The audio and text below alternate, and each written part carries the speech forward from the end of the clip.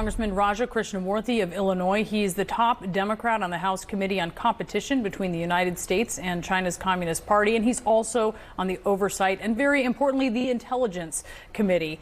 Congressman, to be clear, I do want to give people a sense of where you've been on some of these picks by the president-elect. You've called Mike Waltz and Marco Rubio credible picks for the positions they've been nominated for. But as a member of the Intelligence Committee, what is your concern about Tulsi Gabbard as the pick for Director of National Intelligence?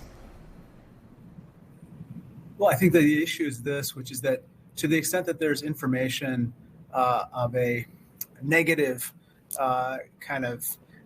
past conduct or negative information or derogatory information that has been denied by any of these picks, whether it's Matt Gaetz or anyone else, and a foreign adversary were to gain knowledge of it, which often happens through cyber hacking and surveillance, then those people could be subject to blackmail, and they would then pose a counterintelligence risk for us.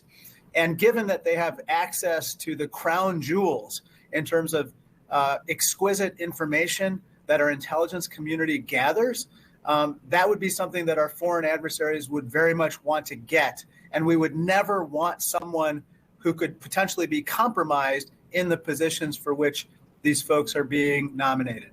Okay. Do you think Tulsi Gabbard is a candidate to be compromised by a foreign country?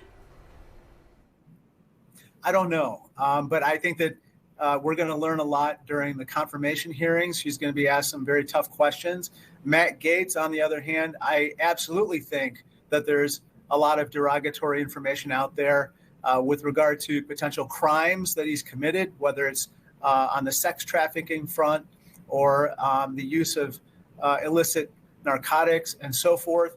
And I think that, we have to think twice and three times about whether someone like that should ever be nominated, let alone confirmed to the position as the top law enforcement official in our country. Well, I do want to ask you more about Gabbard, but just on the Gaetz point, do you think that the Ethics Committee report, he did resign, do you think the report on allegations of sexual misconduct and drug use will come out? I think somehow it will. I think that this will be something that the senators who are confirming him will demand and somehow receive.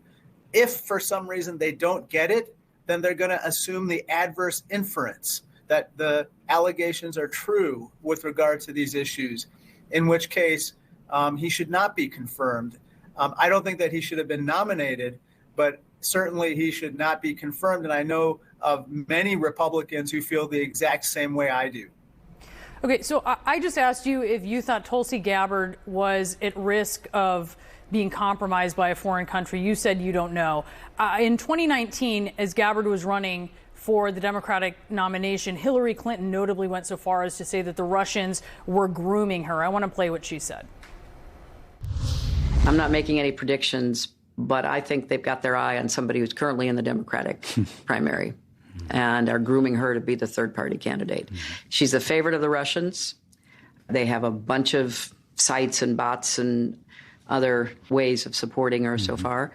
And that's assuming Jill Stein will give it up, which she might not, because she's also a Russian asset. Yeah. All right, so Clinton's spokesperson later confirmed she was talking about Gabbard there. It's a serious charge. She's not the only one who's made it. We had Tammy Duckworth on yesterday. She said that Gabbard was somebody who'd been compromised. Why are we hearing this from Democrats? Well, I'd like to look at the information a little more. I think there are various charges, but on the other hand, I also think that there's a chance to respond, and I haven't heard her responses.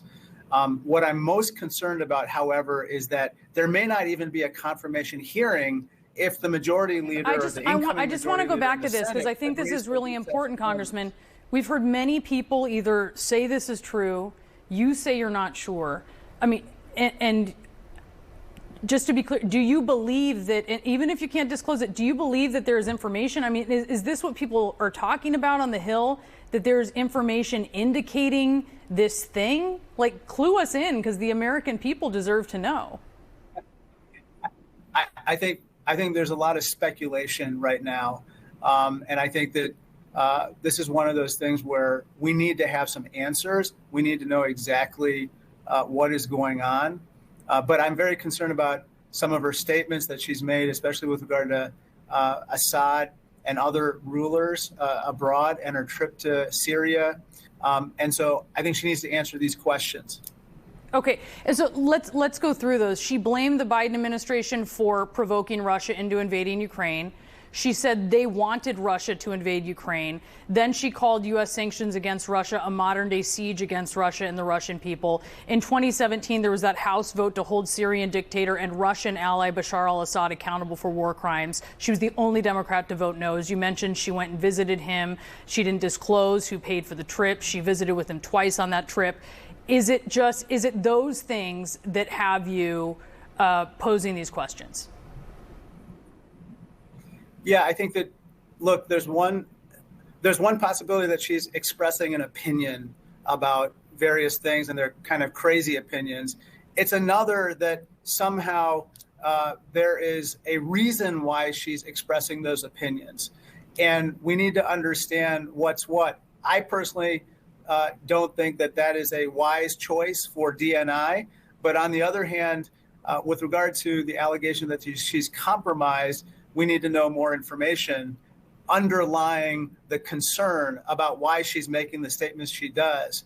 In the Gaetz context, that's a totally separate issue, which is that we know there's derogatory information about him, and my colleagues are widely talking about it at this point, and not a single person would ever put him on the short list to be Attorney General.